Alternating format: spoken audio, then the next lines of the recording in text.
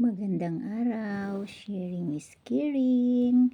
Nandito ako sa tindahan ng mga pamilihan upang mamimili ako ng mga regalo sa aking mga pamangkin at mga kapatid.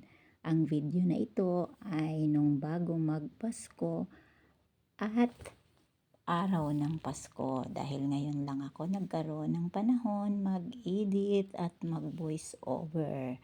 Kumusta kayong lahat? Namimili ako ng mga pangregalo sa aking mga pamangkin. Ang hirap nga talaga mamili ng mga panregalo. Parang gusto kong bibilhin lahat. Pero syempre, hindi naman kaya ng aking budget ang bibilhin lahat ito. Kaya pipili lamang ako ng para sa aking pamangkin na 2 bata at saka 2 kapatid. Sila kasi ang aking bibilhan para sa aking mga panregalo. Pagkatapos ko nga dito mamimili ay uuwi na ako sa bahay at magbabalot na ako ng mga panregalo na nabibili ko dito sa tindahang ito.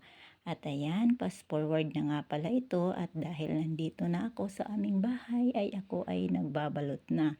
At natapos ko na nga ito balutin kaya naman hinahanda ko na at inilagay ko na sa bag upang makaalis na dahil araw na ng Pasko at pupunta na kami sa bahay ng aking kapatid. Ako ay nagdi-day off muna sa aking trabaho. Ang anak ko ang nagdala ng aming mga regalo at nandito na nga kami sa bus. Mukhang walang pasahero, konti lang para ko tuloy pinakyaw ang bus. Dahil nagbibiyahe na kami at nandito na kami sa daan, wala naman itong traffic kaya mabilis ang aming biyahe at pagkadating namin dito sa bahay ng aking kapatid, ibinigay ko na lahat ng regalo sa aking pamangkin at siya na ang nagbabasa ng nakasulat. Dahil marunong na siya ito magbasa at ayan ang aking 2 kapatid, hindi lang pala bata ang pwede nating regaluhan sa Pasko, o 'di ba? Para masaya ang lahat dahil ako ang may trabaho sa amin.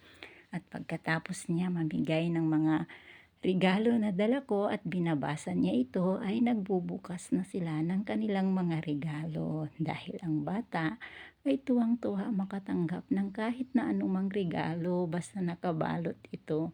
Hindi ko to dinanas nung bata pa. Kaya naman pagdating ng araw ng Pasko ay ginagawa ko ito sa aking mga pamangkin at sa aking mga kapatid. Pagkatapos nga nila nito magbubukas ng mga regalo, ay inaya ko sila na pupunta kami sa isang mall at doon maglalaro. Dahil Pasko naman, kailangan masaya, lalo na ang mga bata. At pagkatapos niyan ay dali-dali silang nagbihis at pupunta kami sa palaruan. Maglalaro dahil nag-i-enjoy ang aking mga pamangkin. Ayan, tatalbog-talbog sila sa trampoline. At ayan, tuwang-tuwa. Masaya nga naman talaga ang bata pag nandito sa palaruan. Yan ang kanilang mga kaligayahan, ang maglalaro. O, di ba nung bata kasi ako, tumbang preso ang aking laro, hindi ganito. Pero masaya. Oops, ayan, ang aking pamangkin na bulilit. Naglalaro-laro siya at saka yan, 2 kasi ang aking pamangkin na bata dito sa Maynila at tatalbog-talbog. Oops, padulas na naman at sabi ko sa kanila, oras na dahil 1 oras lang ang aking binayaran dito upang maglalaro. Pagkatapos niyan ay uuwi na sana kami. Pero hihirit pa sila dito sa mga bulang ito. At ayan, sabi ko uuwi na, magbababay na ako dahil ako ay babalik na sa trabaho mamaya. Tuwang-tuwa ang aking 2 pamangkin. At ayan, tumayo na sila kasi sabi ko iiwanan ko na sila pero hindi naman talaga iiwanan.